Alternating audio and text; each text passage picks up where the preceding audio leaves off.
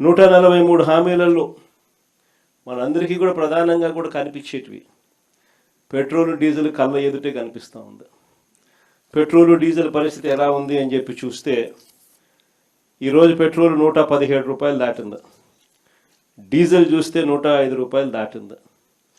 ఈ పెట్రోలు ఈ డీజిల్ను చంద్రబాబు నాయుడు గారు ఎన్నికల మేనిఫెస్టోలోనే పెట్టారు, అధికారంలోకి రాగానే పెట్రోల్ డీజిల్ రేట్లు తగ్గించేస్తాను అని. చంద్రబాబు నాయుడు గారు అధికారంలోకి వచ్చి 2 ఏళ్ళు అయిపోయింది, 3వ సంవత్సరం కూడా మొదలైంది. ఈరోజు పెట్రోలు డీజిల్లు విపరీతంగా బాదుడు కనిపిస్తూ ఉంది. ఇప్పటికే పెట్రోల్ 117 రూపాయలు దాటింది, డీజిల్ 105 రూపాయలు దాటింది. ఇందులో స్టేట్ గవర్నమెంట్కి వచ్చే ట్యాక్సుల రూపేణా వచ్చే సొమ్మే పెట్రోల్ మీద 31 రూపాయ 62 పైసలు, డీజిల్ మీద 23 రూపాయల 46 పైసలు. ఒక్క పెట్రోల్ డీజిల్ మీద మాత్రమే రాష్ట్ర ప్రభుత్వానికి వచ్చే ఆదాయం.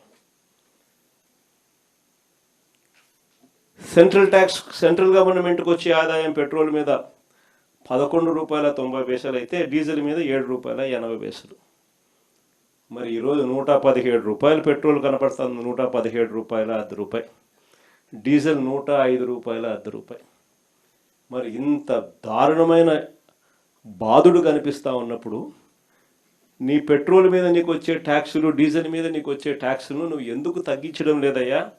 ఎన్నికల మేనిఫెస్టోలు నువ్వే కదా ఈ మాటలన్నీ రాశావు కదా అని చెప్పి అడిగితే మాత్రం చంద్రబాబు నాయుడుకు బీపీ పెరుగుతుంది.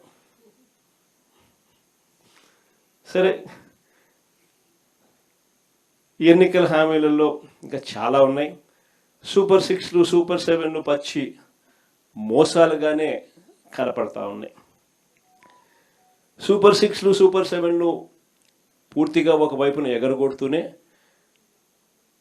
మరోవైపున ఈ సూపర్ 6లు సూపర్ 7లు అన్నీ చేసేసాము అని ఏకంగా అడ్వర్టైజ్మెంట్లు ఇచ్చుకుంటా ఉన్న ముఖ్యమంత్రి బహుశా దేశ చరిత్రలో ఎవడు ఉండడేమో.